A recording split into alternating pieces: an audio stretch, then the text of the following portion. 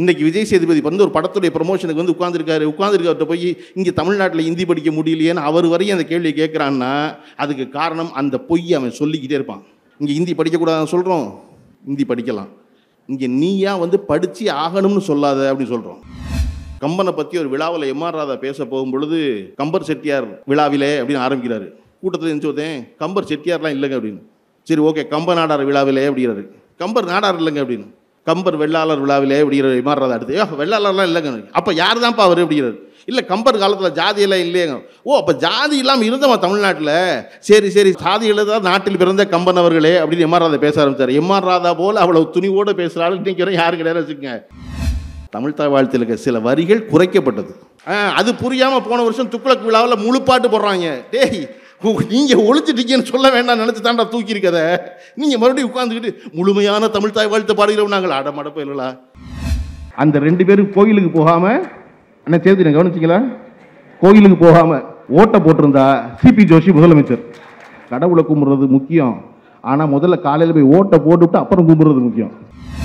ஒரே நாடு ஒரே தேர்தலாம் மனசுக்குள்ள சிரிப்பாக தான் இருக்குது. ஏன்னா இந்த நாட்டில் ஒரே ஜிஎஸ்டி கிடையாது. உங்களுக்கு தெரியுமா? நீங்கள் தமிழ்நாட்டு மாநிலத்தோட ஜிஎஸ்டி வச்சுருந்தீங்கன்னா இங்கே வந்து திருப்பி ரீஇம்பர்ஸ் பண்ணலாம், திருப்பி வாங்கிக்கலாம். நீங்கள் போய் மும்பையில் ஒரு ஹோட்டலில் தங்கி உங்கள் தமிழ்நாடு ஜிஎஸ்டி கொடுத்தீங்கன்னா திருப்பி பணத்தை வாங்க முடியாது. மும்பையில் உங்களுக்கு ஒரு கம்பெனி ஆரம்பித்து மும்பையில் ஒரு ஜிஎஸ்டி வாங்கியிருந்தால் தான் அந்த பணத்தை திருப்பி வாங்க முடியும். என்னடா ஒரே நாடு ஒரே தேர்தல் இல்லைங்க, ஒரே நாடு ஒரே ஜிஎஸ்டி கிடையாதா? சாலமன் பாப்பையாங்கிற பேராசிரியர் எல்லாருக்கும் தெரியும். அவர் நீங்கள் ஒரு இடத்துலையும் உணர்ச்சி வசப்பட்டு பார்த்துடவே முடியாது. அப்போ எதற்கும் உணர்ச்சி வசப்படாத சாலமன் பாப்பையா அவர்கள் இவ்வளோ உணர்ச்சி வசப்பட்டு அழுத நாள் நம்ம எல்லாருக்கும் ஞாபகம் இருக்குது. நம்ம எல்லாரும் பார்த்தோம். ஆனால் வருஷம் 3 ஆச்சு, மறந்து மறுபடியும் எல்லாரும்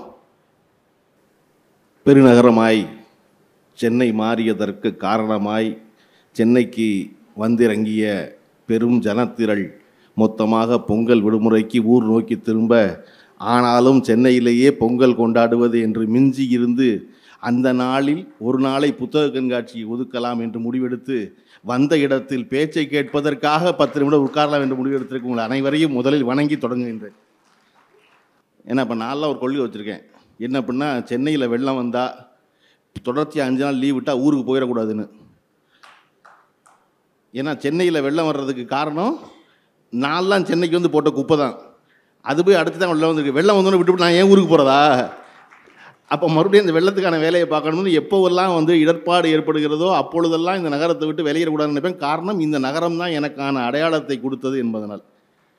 இந்த நகரத்தில் ஒவ்வொரு ஆண்டும் இவ்வளவு பெரிய ஒரு புத்தக கண்காட்சி தொடர்ச்சியாக பபாசி நடத்தி கொண்டிருப்பது 47வது ஆண்டு. இப்போ கடந்த 2 ஆண்டுகளாக தமிழ்நாட்டில் அரசு மாறிய பிறகு, திராவிட முன்னேற்ற கழகம் ஆட்சிக்கு வந்த பிறகு தமிழ்நாட்டில் இருக்கும் அனைத்து மாவட்டங்களிலும் புத்தக கண்காட்சி நடைபெற்று கொண்டிருக்கின்றன. தொடர்ச்சியாக அதுக்கெல்லாம் மூத்த ஒரு புத்தக கண்காட்சியாக சென்னையில் தொடர்ச்சியாக நடைபெற்று வருகிறது. இந்த முறை நாட்களை நீட்டித்து அரங்கத்தை கூட்டி நடத்தி கொண்டிருக்கிறார்கள். நான் நம்ம கிருங்கை சேதுபதி பேராசிரியர் பேசிக்கிட்டு இருக்கும்போது அவங்க கொடுத்து ஸ்லிப்பு கொடுத்தாங்க. எனக்கு தெரியும் அவர் 45 நிமிஷம் தான் முடிப்பார்னு. ஏன்னா அவர் கல்லூரி பேராசிரியர், மணி அடித்து கேட்டே முடித்து பழக்கப்பட்டவர். 45 நிமிஷத்துக்கு முன்னாடி முடிக்க வராது பேச்சு. நான் அந்த இருக்குமா முடிச்சுட்டு வரப்போ 40 நிமிஷம் ஆயிடுச்சு அப்படின்னு ரொம்ப அடர்வான பல செய்திகளை சொன்னார். நிறைய வந்து நான் யோசித்தேன், ஒரு பேச்சுக்கு வந்து இவ்வளவு தயார் பண்ணி வந்திருக்காரு. நமக்கு வரலாற்றை வாசித்தல்னு ஒரு தலைப்பு கொடுத்துருக்காங்க. வரலாற்றை வாசித்தலை பற்றி நம்ம இப்போ என்ன சொல்கிறது அப்படின்னு யோசிச்சுக்கிட்டே இருந்தேன். வரலாறு என்பது நம்ம எல்லோருக்கும் தெரிந்த ஒரு பாடம். குறைஞ்சபட்சம் அந்த சொல் தெரியும். இப்போ தத்துவம் அப்படின்னா ஒரு குழப்பம் இருக்கும். ஆந்த்ரபாலஜி அப்படின்னா குழப்பம் இருக்கும். எனக்கெல்லாம் ஆந்த்ரபாலஜினா என்னென்னு தெரியும் ரொம்ப காலம். காரணம், பள்ளிக்கூடத்தில் சப்ஜெக்ட் இல்லை அது. ஆனால் வரலாறு அப்படின்னா நம்ம எல்லோரும் பள்ளிக்கூடத்தில் குறைஞ்சபட்சம் 10 வருஷம் படிச்சிருக்கோம். அதனால் வரலாறு தெரியும்.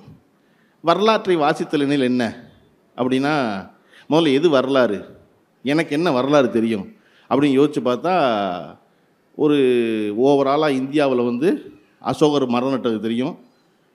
தமிழ்நாட்டை எடுத்துக்கிட்டோம்னா வேலுநாச்சியார் தெரியும், வீரத்துக்கு போராடினவங்க தெரியும், வீரபாண்டிய கட்டபொம்மன் தெரியும், இப்படி கொஞ்சம் கொஞ்சம் தெரியும்.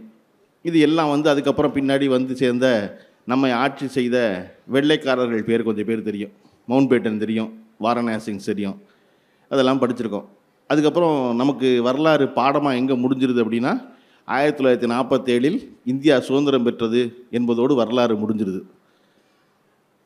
அப்போ நான் ராமச்சந்திர குஹாங்கிற ஒரு ஆசிரியருடைய இந்தியா காந்திக்கு பிறகு அப்படின்னு ஒரு புத்தகம் கிடைக்கிது எனக்கு. இந்தியா காந்திக்கு பிறகுங்கிற தலைப்பு தான் என்னை முதல்ல ஈர்த்துச்சு. அந்த புத்தகத்தில் ராமச்சந்திர குஹா சொல்கிறாருடைய முன்னுரையில், நம்ம எப்போ பார்த்தாலும் பழையதையே வரலாறுன்னு படிச்சுக்கிட்டு இருக்கோம், சமகாலத்தை படிக்கவே மாட்டேங்கிறோம், நம்ம சமகாலத்தை படிக்கணும்ல. அப்போ 1947 2000 வரை இந்தியாவில் என்ன நிகழ்ந்தது அப்படிங்கிறது அந்த புத்தகம். நம்ம வாழ்ந்த காலத்தில், நம் தந்தை வாழ்ந்த காலத்தில் என்ன நடந்தது இந்தியாவில், என்ன நடந்தது தமிழ்நாட்டில், அதை பற்றி எவ்வளவு விஷயங்கள் நமக்கு தெரியும் அப்படின்னு யோசித்து பார்த்தோம்னா எனக்கெல்லாம் ஒன்றுமே தெரியல. திடீர்னு ஒரு ராத்திரி 1000 நோட்டு செல்லாமல் போயிடுச்சுன்னு சொன்னதுக்கப்புறம் ஒத்த 2000 ரூபா, ஏன் 2000 ரூபாய் வாங்குறதுக்கு நான் போய் 4 மணி நேரம் நின்னது, வரிசையில் நின்னதில் 4 கிழவி செத்து போனது, இப்படின்னு ஞாபகம் வருது. ஆனால் நான்லாம் நின்றுருக்கேன், அவசரப்பட்டிருக்கேன். வருஷம் 3 ஆச்சு 4 ஆச்சுன்னு அதை மறந்துட்டோம். அப்படி ஒன்று நடந்தாவே தெரியல. அது வரலாறா அப்படின்னா அது வரலாறு. அதை குறிச்சிருக்கோமா தெரியல. கோவிட்னு ஒரு பெருந்தொற்று நின்னது நிற்க ராத்திரி 8:30 மணிக்கு மொத்த நாட்டையும் இழுத்து மூடியாச்சு. 8:30 மணிக்கு மொத்த நாட்டையும் இழுத்து மூடினா பணம் இருக்கவெல்லாம் வீட்டில் இருந்துட்டான், இல்லாதவன் பூரா பல்லாயிரம் மைல் இந்த தேசம் பூரா நடந்தான். கையில் பையை தூக்கிக்கிட்டு ஒவ்வொருத்தரும் சொந்த ஊருக்கு போகிறதுக்கு இந்த நாடு பூரா நடந்து செத்தான். எதற்கு உணர்ச்சி? சாலமன் பாப்பையாங்கிற பேராசிரியர் எல்லாருக்கும் தெரியும். எல்லா திருவிழா காலங்களிலும் பட்டிமன்றங்களில் வந்து உங்கள் எல்லாரையும் கிச்சு மூட்டி மகிழ்ச்சிப்படுத்துகிறவர். நம்ம எல்லாரையும் மகிழ்ச்சிப்படுத்துகிற சாலமன் பாப்பையா அவர்கள் எனக்கு பேராசிரியர். அவர் நீங்கள் ஒரு இடத்துலையும் உணர்ச்சி வசப்பட்டு பார்த்துடவே முடியாது. சரியா வடியா அப்படி தாயா இருப்பாங்கயா அப்படிங்கிற தோணுதான் இருக்கும் அவர்கிட்ட எப்போவுமே. அவர் கோவிட் காலத்தில் இந்த தேசம் முழுவதும் தொழிலாளர்கள் நடந்த நடையை பார்த்துட்டு பொறுக்க முடியாமல் கேவி அழுது ஒரு வீடியோ கொடுத்தார். என் நாட்டு மக்கள் இத்தனை ஆண்டு கால வளர்ச்சிக்கு பிறகு இப்படி ரோட்டில் நடக்க வச்சுட்டீங்களேடா பாவிகளான்னு அழுதார் அவர். அப்போ எதற்கும் உணர்ச்சி வசப்படாத சாலமன் பாப்பையா அவர்கள் இவ்வளவு உணர்ச்சி வசப்பட்டு அழுத நாள் நம்ம எல்லாருக்கும் ஞாபகம் இருக்குது, நம்ம எல்லாரும் பார்த்தோம். ஆனால் வருஷம் 3 ஆச்சு, மறந்து மறுபடியும் எல்லாரும் அந்த கேடு எதனால் நிகழ்ந்தது என்பது இல்லாமல் வந்துடும். அப்போ அது வரலாறா? அது வரலாறு. இதுதான் வரலாறு. இன்றைக்கு நாம் என்ன நிகழ்ந்து கொண்டிருந்தது, என்னவெல்லாம் நடந்திருக்கு, எதைவெல்லாம் நம்ம ஞாபகம் வச்சுக்கணும், எதையெல்லாம் பதிவு பண்ணணுங்கிறது இருக்கு இல்லையா. இந்த தேசத்தில் முக்கியமாக என்னவெல்லாம் நடந்தது, சுதந்திரம் என்னவாக நடந்தது. 1947 ஆகஸ்ட் 15 சுதந்திரம் என்பது அதற்கு 6 மாதத்திற்கு முன்னதாக முன்னேற்பாடுகள் நடக்கிறது. இருந்த வெள்ளைக்காரன் கிளம்புறேன்னு சொல்லியாச்சு. நாங்கள் கிளம்ப போகிறோம் 6 மாதத்தில், நீங்கள் இந்த நாட்டுடைய நிர்வாகத்தை எடுத்துக்க போகிறீங்க, அதுக்கான வேலையை ஆரம்பிங்கன்னு சொல்கிறாரு மவுண்ட்பேட்டன் நேருவை கூப்பிட்டு. நேரு வல்லபாய் பட்டேலை கூப்பிட்டு இது என்னென்னு வேலையை பாருங்கிறாரு. என்ன வேலையை பார்க்குறது? 1947 ஜனவரி அன்று இந்தியா என்று ஒன்று கிடையாது. 1947 ஜனவரி மாதம் இந்தியா என்பது 557 சமஸ்தானங்களால் இணைக்கப்பட்டிருந்த ஒன்று. 557 இணையாத சமஸ்தானங்கள். அப்போ வல்லபாய் பட்டேல் அவர்கள் ஜனவரி 1947 ஒரு அதிகாரியை கூப்பிட்டு, அந்த அதிகாரி பேர் விபி மேனன்.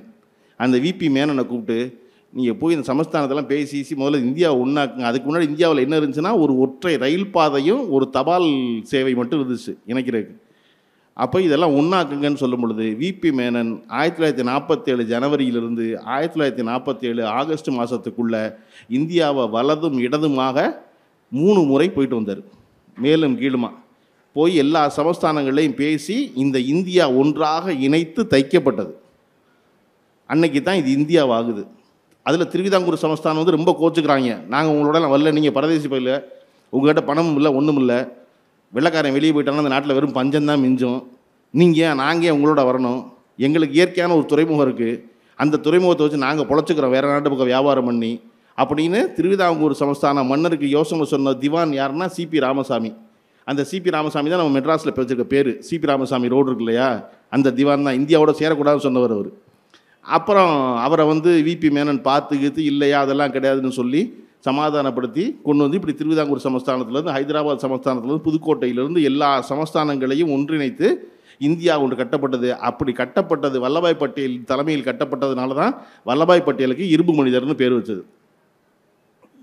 1947 ஆகஸ்ட்டில் கொடியேற்றினாங்க. கொடியேற்றும் போது நேரு இருந்தார், வல்லபாய் பட்டேல் இருந்தார், மவுண்ட் பேட்டன் இருந்தார், எல்லாரும் இருந்தாங்க.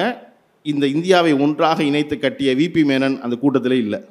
அப்போ இதை போல அதிகாரிகள் 100 பேர், அறிவாளிகள் 100 பேர் இந்த தேசத்துக்கு ஒரு வேலை செஞ்சுருக்காங்க.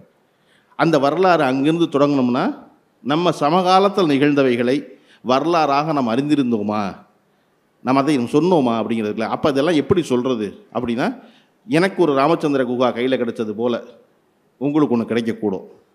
அது இன்றைக்கு இருக்கிற ஒரு புத்தகமாக இருக்கக்கூடும், சாதாரண ஏதோ ஒரு புத்தகமாக இருக்கக்கூடும். ஏன் ஒவ்வொரு புத்தக கண்காட்சியிலையும் நம்ம பேராசிரியர் மாதிரி பல 100 நூல்கள் கற்றவர்கள் வந்து மறுபடியும் உங்களை படிங்க படிங்க படிங்க, என்னை படிங்க படிங்க படிங்கன்னு சொல்கிறதுக்கான காரணம் என்ன அப்படின்னா, படிப்பதன் வாயிலாக நாம் நம் காலத்தின் வரலாறை அறிந்து கொள்கிறோம். ஒரு புத்தகம் என்பது இன்றைய காலகட்டத்தை எது பிரதிபலிக்கிறதோ அது மட்டும்தான் உங்களுக்கு பிடிச்ச புத்தகமாக இருக்க முடியும். இன்றைய காலகட்டம்னா காலகட்டம்னு ஒன்று இருக்கா என்ன? அந்த காலகட்டத்தில் வாழ்ந்த மனிதர்கள் தான். அந்த மனிதர்களை பிரதிபலித்தா அது அந்த காலத்தை பிரதிபலிக்குது. அந்த காலத்தை பிரதிபலித்தா அந்த காலம் வரலாறாக பதிவுபடுகிறது. அந்த வரலாறை படித்தா நமக்கு மறுபடியும் அடுத்த தலைமுறைக்கு சொல்வதற்கு, கடத்துவதற்கு ஒரு செய்தி இருக்குது. நீங்கள் நினச்சி பாருங்கள், இந்த இந்தியாவில் மனித உயிர்கள் எவ்வளவு மலினமாக நடத்தப்படுகிறது என்பதற்கு நம்ம கோவிட் காலத்தில் நடந்த உதாரணம் சொன்னேன். இதுக்கு அப்படியே 60 வருஷத்துக்கு முன்னாடி பார்த்திங்கன்னா மிகப்பெரிய உலகத்திலேயே மிக கொடூரமான ஒரு இண்டஸ்ட்ரியல் டிசாஸ்டர் என்பது போபாலுடைய விஷவாயு. அந்த போபால் விஷவாயுவில் வழக்கில் எவ்வளோ பேர் செத்தாங்க, எவ்வளோ பேர் தண்டிக்கப்பட்டாங்க, நடத்திய நிறுவனம் சொல்லப்பட்ட தண்டனை தொகையை கொடுத்துச்சா, அபராத தொகையை கொடுத்துச்சா அப்படின்னு கேட்டிங்கன்னா உங்களுக்கு பல 100 ஆச்சரியங்களுக்குள்ள அடங்கி இருந்திருக்கும். அப்போ அதில் நம்ம பாடம் கற்றுக்காதனால தான் இதில் பாடம் கற்றுக்கல. இப்படி உன்னை தொட்டு தொட்டு படிக்க போகும் பொழுது எப்பொழுதும் ஒரு விஷயம் என்பது, படிப்பு என்பது ஏன் அவசியம் அப்படின்னா, படிப்பு என்பது உங்களை ஒரு புத்தகத்தோடு நிறுத்தாது, அது தொட்டு தொடர வைக்கும். திருக்குறளை படிக்க போனால் திருக்குறளுக்கு 100 பேர் உரை எழுதியிருக்கிறார்கள். ஆனால் நீங்கள் நாவலர் நெடுஞ்செழியன் உரை எடுத்தீங்கன்னா ஆச்சரியமாக இருக்கும். அது காரணம் அந்த நாவலருடைய உரையில் இருக்கிற முன்னுரை. ஒரு திருக்குறளுக்கு இவ்வளவு அழகான ஒரு முன்னுரை எழுத முடியுமா? இந்த திருக்குறள் எழுதிய திருவள்ளுவருக்கு எந்த மதமும் எந்த ஜாதியும் எந்த இறை அடையாளமும் கிடையாது என்பதை நாவலர் நெடுஞ்செழியன் அவர்கள் தன்னுடைய 16 பக்க முன்னுரையில் அவருடைய பாயிண்ட் ஆஃப் வியூவை ரொம்ப பிரமாதமாக நிறுவியிருப்பார். அதை நம்ம கிருங்கை செய்தி சொன்னால் ஒத்துக்க மாட்டார் இல்லையா? அவர் படிப்பை சரஸ்வதின்ட்டார், பூஜை பண்ணுங்கன்ட்டார் இல்லையா? என்னைய கேட்டிங்கன்னா, ஏன்பா எல்லாத்தையும் பூஜை பண்ணி காலி பண்ணுறீங்க, பூஜை பண்ணாதீங்கம்மே. எது ஒன்றுக்கு உயர்ந்த ஸ்தானத்தை கொடுக்கின்றீர்களோ கொடுக்கும் பொழுதே அதை ஒருவனிடம் ஒழிக்கின்றீர்கள் என்று பொருள். அதை எல்லாருக்கும் தான் ஆக்கணும். இந்த உலகம் ஒப்புக்கொண்ட விஞ்ஞானி ஸ்டீஃபன் ஹாக்கிங் வந்து இப்போ கடைசி வரையும் மனித உடல் மொத்தமும் செயல்படாமல் போய் மூளை மட்டுமே செயல்பட்ட ஸ்டீஃபன் ஹாக்கிங் சொல்கிறாரு, இந்த உலகத்தில் கடவுள் என்று ஒன்று இல்லவே இல்லை. அப்படி ஒரு இருந்திருந்தால் இந்த உலகத்தை படைப்பதற்கு முன்னால் அவர் என்ன செய்து கொண்டிருக்குவார் அப்படின்ட்டு ஸ்டீஃபன் ஹாக்கிங் சொல்கிறாரு. அவர் என்ன பண்ணிக்கிட்டு இருந்தார்? கடவுளை நம்பாதவெல்லாம் நரகத்துக்கு போயிடுவேன்னு சொல்கிறதுக்காக அந்த உலகத்தை படைச்சிக்கிட்டு இருந்தாருங்கிறார். எனக்கு கடவுளை பற்றி பயம் இருக்கிறதா என்று கேட்டால் எனக்கு கடவுளை பற்றி பயம் இல்லை. ஆனால் கடவுளை நம்புகிறவர்கள் பற்றி மிகுந்த பயம் இருக்கிறதுன்னு ஸ்டீஃபன் ஹாக்கிங். எனக்கு ஸ்டீஃபன் ஹாக்கிங் எழுதின வரியிலே ரொம்ப பிடிச்ச வரி, எப்பொழுதும் எவராலும் மறுக்க முடியாத வரி அந்த வரி தான். எனக்கு கடவுளை பற்றி அச்சம் கிடையாது, கடவுளை பற்றிய பயம் கிடையாது, ஆனால் கடவுளை நம்புகிறவர்களை பற்றி மிகுந்த பயம் இருக்கிறதுன்னு. ஏன் நான் என்ன சொல்லுவான்னு தெரியாது. எல்லாத்தையும் புனிதப்படுத்தி எனக்கு வந்து சேராம பண்ணிட்டா என்ன செய்கிறது இல்லையா? படிப்பு ரொம்ப முக்கியம்தான் சொல்லணும், அதை போய் நம்ம சரஸ்வதினு சொல்லக்கூடாது. பணம் ரொம்ப முக்கியம்னு சொல்லணும், அதை போய் லட்சுமின்னு சொல்லக்கூடாது. அப்போ இங்கே எல்லாம் அவசியம், பணம் அவசியம், படிப்பு அவசியம். அதற்கு அனாவசிய உயர் பீடங்கள் கொடுக்க வேண்டியதில்லை. அண்ணன் பேசும்போது வரி சொன்னார், தமிழ்த்தாய் வாழ்த்து முழுமையான பாடல் நீங்கள் படிக்கலை, அரசியல் காரணங்களுக்காக அது மாற்றப்பட்டது அப்படின்னு. தமிழ்த்தாய் வாழ்த்து மாற்றப்படலை. தமிழ்த்தாய் வாழ்த்தில் இருக்க சில வரிகள் குறைக்கப்பட்டது, புதுசாக எழுதலை. மனோன்மணியம் சுந்தரபிள்ளை எழுதினதே தான் பாட்டு. அதை ஏன் குறைச்சாங்க அப்படின்னா, ஏன்னா நம்ம வரலாறுன்னு சொல்கிறோம்ல, இந்தியாவில் எந்த மொழிக்கும் பாட்டு இல்லை, தமிழ்நாட்டில் மட்டும் ஏன் பாட்டு, நம்ம மட்டும் என்ன கொண்டாடுறோம் 55 வருஷமாக அப்படின்னா அது அறிஞர் அண்ணாவின் ஆசை. இது இந்த நாட்டில் நடந்த அரசு விழாக்கள் எல்லாவற்றிலும் இறை வணக்கம் தான் பாடப்பட்டுச்சு, கடவுள் வாழ்த்து பாடப்பட்டுச்சு. கடவுள் வாழ்த்து பாடப்படும்போது எல்லா மதத்தினரும் வாழும் ஒரு மாநிலத்தில் நீங்கள் மறுபடியும் ஒரு மதத்தை சார்ந்து பாடக்கூடாது. அப்படி பாடுறத உடனே சொன்னால் வருத்தப்படுவாங்க, பாடுங்க. ஆனால் அதுக்கு முன்னாடி ஒரு தமிழ்த்தாய் வாழ்த்து பாடி ஆரம்பிக்கணும்னு மனோன்மணி சுந்தரமூர்த்தியோட பாட்டை எடுத்து இன்றைக்கி நம்ம பாடிக்கிட்டு இருக்க பாட்டை ஆக்கணும்னு அண்ணா விரும்பினார். அண்ணா எதிர்பாராத விதமாக நோயுற்று இறந்து போனதனால் 1970 முதல்வர், அன்றைய முதல்வராக இருந்த கலைஞர் கருணாநிதி அவர்கள் அதை அரசு பாடலாக மாற்றினார். மாற்றி எல்லா அரசு பாடல்களையும் அதை பாடணும்னு சொன்னாங்க. அந்த தமிழ்த்தாய் வாழ்த்து வந்து ஒரு மொழியை கொண்டாடி நம்ம பாடுற பாட்டு. அதுலேருந்து ஏன் 2 வரியை குறைச்சாங்கன்னு நம்ம சொல்லணும். பேராசிரியர் மாதிரி படித்த ஆட்கள் எல்லா இடத்துலையும் அது என்ன செஞ்சிச்சுன்னா, குறிப்பிட்ட சாராருடைய எண்ணத்தை, அவர்களுடைய நம்பிக்கையை தப்பாக சொல்கிறதா இருந்துச்சு. ஆரியத்தை ஒழிப்புக்க வந்தது தான் திராவிடம். ஆனால் அந்த பாட்டில் என்ன இருந்துச்சுன்னா, ஆரியம் போல் வழக்கொழிந்து சிதையா உன் சீரிழமை திறமையந்து செயல்மறந்து வாழ்த்துதுமேன்னு இருந்துச்சு. ஆரியம் வழக்கொழிஞ்சிருச்சு, ஆரியம் இல்லை அப்படின்னு சொல்ல வந்ததான் திராவிடம். ஆனால் கலைஞர் என்ன நினச்சாருன்னா, சொன்னால் அவன் வருத்தப்படுவான். அவனு தானே இருக்கான் 3% இருந்துட்டு போகிறான். ஆரியம் ஒழிஞ்சிருச்சுன்னு சொன்னால் வருத்தம், ஒழிஞ்சிருச்சுன்னு சொல்ல வேண்டாம், அந்த வரியை தூக்கிடுங்க. அதனால இந்த பாட்டு மாற்றப்படலை. ஒரு சாரார் மனம் புண்படுமோன்னு சொல்லி தூக்குனாங்க. யார் சாரார்?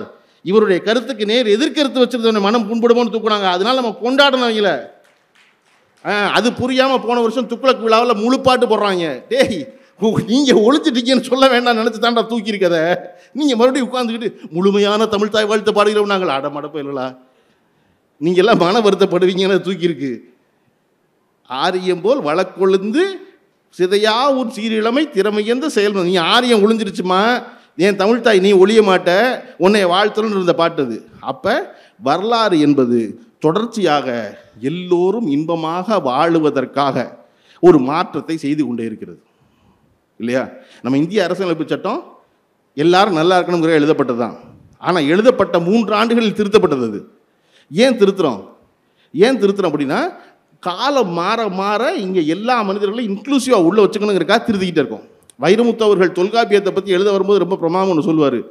இந்திய அரசியலமைப்பு சட்டம் இத்தனை அறிஞர்கள் ஒன்று கூடி பார்த்து பார்த்து செய்யப்பட்டது. ஆனால் அது இத்தனை முறை திருத்தப்பட்டு விட்டது. ஆனால் 3000 ஆண்டு காலமாக இருக்கிற தொல்காப்பியம் ஒரு இலக்கணம் எழுதுனா தமிழில் அந்த இலக்கணத்தை ஒருத்தரும் மாற்றவே முடியலை. அதனால தான் அந்த மொழியை நாங்கள் அவ்வளோ கொண்டாடுறோம் அப்படின்னு சொல்லி வைரமுத்து எழுதியிருப்பார். இங்கே வரலாற்று ஒன்று நிகழ்ந்து கொண்டே இருக்கிறது. ஏன்னு நம்ம பதிவு பண்ணுறது ரொம்ப முக்கியமாக இருக்குது. ஏன்னு தெரிஞ்சுக்கிறது முக்கியமாக இருக்குது. ஏன்னு கூடவே போய் சொல்ல வேண்டியது இருக்குது ஒவ்வொரு தடவையும். ஏன்னா இங்கே போய் ரொம்ப வேகமாக போய் கேட்கும்போது நல்லா இருக்குல்ல, ஆமாம் ஆமாம் அப்படின்னு இல்லையா? நம்ம இந்திய வரலாறு சொல்கிறோம், தமிழ்நாட்டு வரலாறு தெரியணும்ல. தமிழ்நாட்டு வரலாறு என்னவாக இருந்தது? ஏன் ஒரு கட்சி, ஒரு சித்தாந்தம், திராவிட முன்னேற்ற கழகம் 1967 ஆட்சிக்கு வருது இந்தியாவில்? முதல் முறையாக ஒரு மாநில கட்சி ஆட்சிக்கு வருது. அதுக்கு வரை காங்கிரஸ் தான் ஆட்சி. காரணம், முழுக்க ஒரு சுதந்திர ஜோஷில் இருந்தாங்க எவ்வளோ பேரும். காங்கிரஸுக்குனே வேறு யாரும் இல்லை சுதந்திரம் வாங்கி கொடுத்தவர்கள்னு. ஆனால் 67 முதல்ல இந்தியாவில் கேரளாவில் வந்து கம்யூனிஸ்ட்டும், மேற்கு வங்கத்தில் அவர்கள் தேசிய கட்சி, அப்போ கம்யூனிஸ்ட் கட்சி அன்று தேசிய கட்சி. ஒரே ஒரு மாநில கட்சி திராவிட முன்னேற்ற கழகம் மட்டும்தான் 1967 தமிழ்நாட்டில் ஆட்சிக்கு வந்துச்சு. இந்தியாவே ஆச்சரியமாக திரும்பி பார்த்துச்சு அறிஞர் அண்ணாவை. யாரா அந்த அண்ணாதுரைன்னு குட்டையாக அழுக்கா ஒரு கசங்கன வேட்டி சட்டையோட மூக்குப்பொடி போட்டு மீசை பூரா ப்ரௌன் கலரில் ஆகி போன ஆளுக்கு பின்னாடி பூரா 30 வயசு ஆளாக நிற்கிறான் அவ்வளோ பேரும். அந்த பக்கம் எதிரணியில் நிற்கிறேன் பூரா வயசானது, சீனியர் மோஸ்ட் ஆள், சுதந்திரத்துக்கு போராடினவங்க. என்னடா இந்த அண்ணாதுரை நம்பியாடா இவ்வளோ பேர் கிளம்பி வந்தாங்க, இந்த அண்ணாதுரை நம்பியாடா இவ்வளோ பேர் ஓட்டு போட்டாங்க. இந்த இந்தியா அப்பொழுதுதான் முதல் முறையாக அண்ணாதுரை உற்று பார்த்தது. அண்ணாதுரை ஆட்சிக்கு வருவதற்கு, அறிஞர் அண்ணாதுரை வருவதற்கு முன்னாடி என்னவெல்லாம் நிகழ்ந்திருக்கு? அது ஏன் திராவிட கழகம் இருந்துச்சு? திராவிட கழகம் என்ன இருந்துச்சு? எல்லாருமே இந்திய எதிர்த்தாங்களே. ஏன் இந்திய எதிர்த்ததுக்கான, இந்தியாவிலேயே முதல் முறையாக நம்ம தான் மொழிக்காக போராடுறோம். அன்னைக்கு மொழிக்கு போராடாமல் இல்லை தேசியம்தான் முக்கியம்னு சொல்லிக்கிட்டு இருந்த மாநிலங்கள் எல்லாம் இன்று தங்கள் மொழியை காப்பாற்ற போராடி கொண்டிருக்கின்றன. ஒவ்வொருத்தரும் தமிழ்நாடை பாருன்னு சொல்வதற்கான காரணம் நம்ம முதல்ல முடிச்சுக்கிட்டவங்க. இன்றைக்கி விஜய் சேதுபதி வந்து ஒரு படத்துடைய ப்ரமோஷனுக்கு வந்து உட்காந்துருக்கார்ட்ட போய் இங்கே தமிழ்நாட்டில் ஹிந்தி படிக்க முடியலையேன்னு அவர் வரையும் அந்த கேள்வியை கேட்குறான்னா அதுக்கு காரணம் அந்த பொய்யை அவன் சொல்லிக்கிட்டே இருப்பான். இங்கே ஹிந்தி படிக்கக்கூடாதுன்னு சொல்கிறோம், ஹிந்தி படிக்கலாம். இங்கே நீயா வந்து படித்து ஆகணும்னு சொல்லாத அப்படின்னு சொல்கிறோம். இங்கு தமிழ்நாட்டை பொறுத்தளவில் இன்றைக்கி இந்தியாவில் அந்த நிலவரம் இருக்கான்னு எனக்கு தெரியல. ஆனால் தமிழ்நாட்டில் இன்றைக்கும் யாரையும் எதற்காகவும் கட்டாயப்படுத்தக்கூடாதுன்னு நம்ம வச்சுருக்கோம். அவரவர் விருப்பம் இல்லையா? பொங்கல் அன்னைக்கு நம்ம மாட்டுக்கறி கடை அடைக்கிறது இல்லை.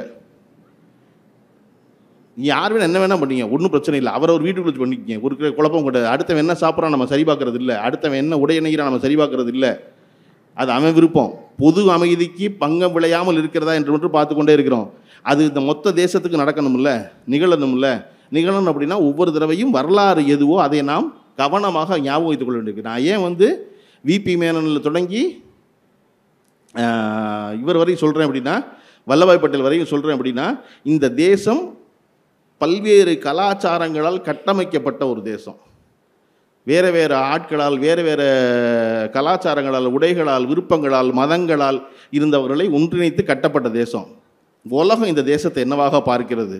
நம்ம இந்தியாவை பாரத்னு வச்சுக்குவோம், உங்களுக்கு பிடிக்கும்னா, பாரத்தோ இந்தியாவோ. இதை ஏன் இவ்வளோ ஆச்சரியமாக பார்க்குறான் அப்படின்னா, இந்த தேசம் ஒன்றில் தான் இத்தனை விதமான பல்வேறு கலாச்சார குழுக்கள் ஒன்று கூடி இணக்கமாக வாழுகிற ஒரு தேசமாக, உலகத்துக்கு வழிகாட்டுகிற தேசமாக இருக்கிறது இந்தியா. இது ஒரு துணைக்கண்டம் இல்லையா? இது வேறு எந்த நாட்டிலையும் கிடையாது. இந்த நாட்டுக்கு மட்டும்தான், இந்த நாட்டு தனிச்சிறப்பு. அதை நம்ம கொண்டாடுறோம்.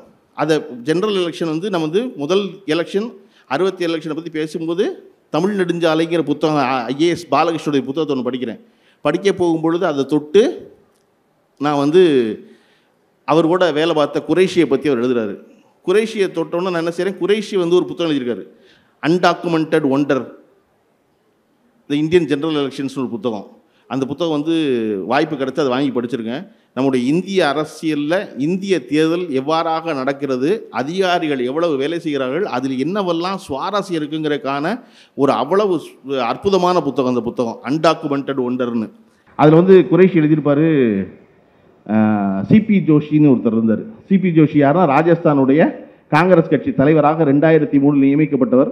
நியமிக்கப்பட்டு ராஜஸ்தானில் இருந்த காங்கிரஸ் கட்சிக்குள்ள வேறுபாடுகளை எல்லாம் ஒழித்து அதன் பிறகு 2008 தேர்தல் சந்திக்கிறாங்க. அந்த தேர்தலில் ஜெயிச்சா சிபி ஜோஷி தான் முதலமைச்சராக போகிறார்.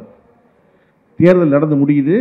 தேர்தல் நடந்து முடிஞ்சால் அந்த தேர்தலில் முதலமைச்சர் வேட்பாளராக எல்லோரும் எண்ணியிருந்த சிபி ஜோஷி தோல்வியடைந்தார். ஒரு ஓட்டில், ஒரே ஒரு ஓட்டில் சிபி ஜோஷி தோற்று போனார் முதலமைச்சர் நாளானைக்கு. ஆனால் இங்கே சீட்டு போச்சு. அப்படின்னா ஜோஷி என்ன பாடுபட்டிருப்பார், என்ன பதட்டமாயிருப்பார், என்ன ஆர்ப்பாட்டம் பண்ணியிருப்பார். ரீகவுண்ட் பண்ணுறாரு, மிஷினை எண்ணுறாங்க, திருப்பி போஸ்டல் ஓட்டு எண்ணுறாங்க, மறுபடியும் அதே ஒரு ஓட்டு வித்தியாசம். இல்லை மறுபடியும்ங்கிறாரு. எலெக்ஷன் கமிஷனுக்கு புரியுது. ஆனால் ஒரு ஓட்டில் அந்த வாய்ப்பை தவறு, அது முதலமைச்சர் நாக்காளி போச்சு ஒரு ஓட்டில். என்னடா முதலமைச்சர் நாக்காளி எழுதுனா ஒருத்தர், சரி மறுபடியும் என்ன, மறுபடியும் போஸ்டல் ஓட்டு என்ன, போஸ்டல் ஓட்டு பூரா என்ன, மறுபடியும் அதே அளவு, அதே ஒரு ஓட்டில் இருக்குது. ஜோஷி ஒப்புக்கொண்டார். ஆமாம், ஃபேர் எலெக்ஷன் தான் நடந்திருக்கு, எல்லாம் ஒழுங்காக தான் பண்ணியிருக்காங்க, நான் ஒரு ஓட்டில் தோற்று போனேன் அப்படின்னு சொன்னால் அன்னைக்கு என்ன நிகழ்ந்ததுன்னா, அந்த வாக்களிக்கிற நாளன்று அவருடைய மனைவியும் மகளும் புருஷனும் அப்பாவுமான சிபி ஜோஷி ஜெயிக்கணுங்கிற வேண்டிக்கிட்டு கோயிலுக்கு போய் 2 பேரும் ஓட்டு போடாமல் விட்டுட்டாங்க. அந்த 2 பேரும் கோயிலுக்கு போகாமல், அண்ணா சேர்த்து கவனிச்சிங்களா, கோயிலுக்கு போகாமல் ஓட்டை போட்டிருந்தா சிபி ஜோஷி முதலமைச்சர். இப்போ நம்ம கடவுளை கும்பிட்றது முக்கியம், ஆனால் முதல்ல காலையில் போய் ஓட்டை போட்டுவிட்டு அப்புறம் கும்பிட்றது முக்கியம் இல்லையா? அப்படி இப்போ நான் சொன்னது சிபி ஜோஷி போல 100 கதைகள் இருக்கு இந்த புத்தகத்தில். இந்திய எலெக்ஷனில் இத்தனை சுவாரஸ்யமாக நடந்திருக்கு அப்படின்னு. இது எங்கே தெரிய வருது குறைஷியை பற்றி அப்படின்னா, நம்ம வந்து தமிழ் நெடுஞ்சாலை படிக்க போனால் தெரிய வருது. தமிழ் நெடுஞ்சாலை ஏன் படிக்க போனோம் அப்படின்னா, தமிழ் நெடுஞ்சாலையில் நம்ம பார்க்கடல் கடைகிறதை பற்றி சொல்லியிருந்தார் இல்லையா, அப்படி ஒரு சங்கப்பாட்டை பற்றி ஆர் பாலகிருஷ்ணன் எழுதி அந்த சங்கப்பாடலை படிக்க போனதுனால ஆர் பாலகிருஷ்ணனுடைய தமிழ் நெடுஞ்சாலை படிக்கணும். இன்னைக்கு நம்ம மதுரையுடைய புகழ்பெற்ற வழக்கறிஞர் அவர்கள் திரு பிரபுராஜதுரை அவர்கள் வந்திருக்காங்க. பிரபுராஜதுரை அவர்கள் ஒரு புத்தகம் எழுதியிருக்காங்க, நும்மினும் சிறந்தது நுவ்வைன்னு. பிரபுராஜதுரை வந்து ஒரு வழக்கறிஞர் அவர் சட்ட புத்தகம் தான் படிப்பார் தான் நம்ம நினச்சிருப்போம். ஆனால் அந்த வழக்கறிஞர் தமிழ் புத்தகம் படிக்கிறவர். அவர் ஒரு வேள்பாரின்னு ஒரு நாவல் படிக்கிறார். வேள்பாரி படிக்க போகும்போது, என்னடா நமக்கு பாரி மன்னனை பற்றி என்னென்னமோ கதை சொன்னாங்க, ஆனால் பாரி மன்னனை பற்றி இவ்வளவு தகவல்கள் சங்கப்பாட்டில் இருக்கா அப்படின்னு தெரிய வந்து, வேள்பாரி சூவேங்கடேசனுடைய வேள்பாரியை படித்ததுனால பாரி மன்னனை பற்றி படிப்பதற்காக சங்கப்பாடல்குள்ளே போகிறார். சங்கப்பாடல்குள்ளே போனால் அந்த சங்கப்பாடல்களை படித்தது விளைவாக அதுலேருந்து மீண்டு வர முடியாமல் யாரெல்லாம் சங்கப்பாடல்களை பற்றி எழுதியிருக்கிறார்களோ அதையெல்லாம் தேடி போய் படிக்க ஆரம்பிக்கிறார். படித்தா ஒரு காலகட்டத்தில் சட்ட புத்தகத்தை படிப்பதற்கு எவ்வளவு நேரம் செலவழிப்பாரோ அதை விடவும் அதிக நேரத்தை சங்க பாடல்களில் முழுந்து போகிறாரு. எப்போவுமே படித்தா பேசணும் அல்லது எழுதணும், ரெண்டில் ஏதோ ஒன்று செய்யாமல் இருக்கவே முடியாது, நீங்கள் சும்மா இருக்கவே முடியாது. மலங்க முழிச்சு பார்க்க முடியாது ஒருத்தனை. படித்தோன்னு வீணே மறுபடியும் இன்லெட் இருந்து அவுட்லெட் இருக்கணும்ல, அப்போ தான் மறுபடியும் இன்லெட் இருக்கும் திருப்பி உள்ள. அப்போ திருப்பி என்ன செய்யணும், தினசரி ஃபேஸ்புக்கில் தான் படித்த பாடல்களின் சிறப்புகளெல்லாம் எழுதுகிறாரு. அந்த சங்க பாடல்களை நான் என்னவெல்லாம் கண்டேன், என்னவெல்லாம் சிறப்பு, என்னவெல்லாம் என்னை ஆச்சரியப்படுத்துனுச்சு அப்படின்னு எழுதுனதை அவருடைய நண்பர்கள்லாம் சேர்ந்து நீங்கள் ஒரு வழக்கறிஞர், நீங்கள் புத்தகம் போடணும்னு சொல்லி அவர் எழுதின அந்த 50 கட்டுரைகளோட புத்தகம் வந்து சங்க பாடலை பற்றி நும்மினும் சிறந்தது நுவ்வைன்னு ஒரு புத்தகமாக எனக்கு வெளியிட்டார். என்னுடைய நண்பர் அமீர் வந்திருந்தார், அந்த புத்தகம் வெளியிட அவங்க அந்த நாளைக்கு வந்திருந்தாங்க. என்ன முக்கியம்னா, ஏன் சங்கப்பாடல் நம்ம கொண்டாடுறோம் அப்படின்னா, இந்த வரலாற்றின் தொடர்பாக அது இருக்கிறது. சங்கப்பாடல் என்பது நம்முடைய வரலாறு. நீங்கள் வந்து கம்பனை பற்றி ஒரு விழாவில் எம்ஆர் ராதா பேச போகும்பொழுது கம்பர் செட்டியார் விழாவிலே அப்படின்னு ஆரம்பிக்கிறாரு. கூட்டத்தில் இருந்துச்சு ஒருத்தன், கம்பர் செட்டியார்லாம் இல்லைங்க அப்படின்னு. சரி ஓகே, கம்ப நாடார் விழாவிலே அப்படிங்கிறாரு. கம்பர் நாடார் இல்லைங்க அப்படின்னு. கம்பர் வெள்ளாளர் விழாவிலே அப்படிங்கிற எம்ஆர் ராதா அடுத்து, வெள்ளாளர்லாம் இல்லைங்க. அப்போ யார் தான்ப்பா அவர் அப்படிங்கிறாரு. இல்லை கம்பர் காலத்தில் ஜாதியெல்லாம் இல்லையங்க.